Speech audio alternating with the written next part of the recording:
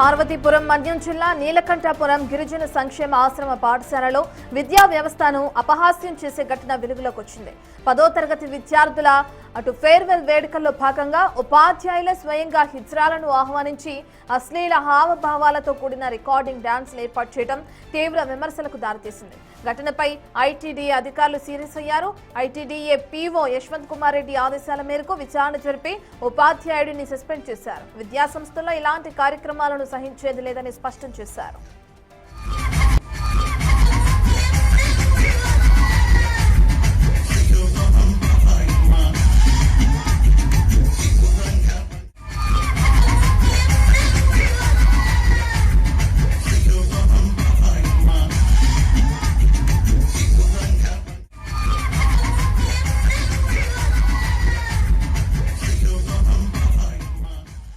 Normal గా మనం చూస్తూ ఉంటాం ఉన్నత పాఠశాలల్లో కానీ లేదంటే కాలేజెస్ లో కానీ ఫేర్వెల్ పార్టీ అంటే ఏ విధంగా ఉంటుందో కూడా మనం చూస్తూ ఉంటాం. అయితే ఇప్పుడు అటు నీలకంఠపురం పార్వతీపురం మన్యం జిల్లాలో ఏ విధంగా అయితే ఫేర్వెల్ పార్టీని ఏర్పాటు చేశారో కూడా మనం చూస్తున్నాం. దీనికి ఏదైతే ఈ పార్టీని ఏర్పాటు చేయడానికి సహకరించిన ఉపాధ్యాయులను ఒకరిని సస్పెండ్ కూడా చేసినట్లు తెలుస్తుంది.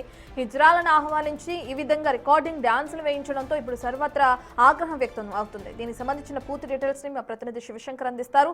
శివశంకర్, మనం చూస్తున్నాం అసలు ఎందుకు ఎటువంటి కల్చర్ ని ఆహ్వానించారనుకోవచ్చు. ఉపాధ్యాయుని ఇప్పటికే సస్పెండ్ చేసినట్లు తెలుస్తుంది కదా, ఇంకా ఎంక్వైరీ జరుగుతుందా? డీటెయిల్స్ ఏ విధంగా ఉన్నాయి?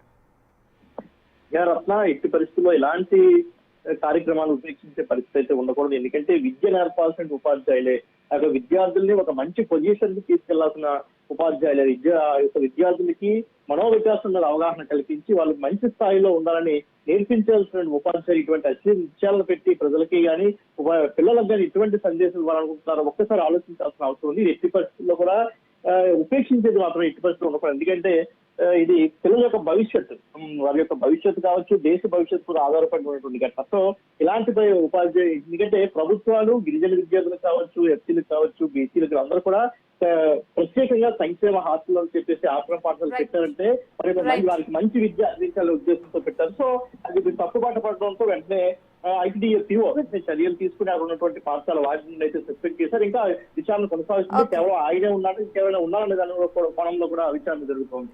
Right, thank you Shivshankar.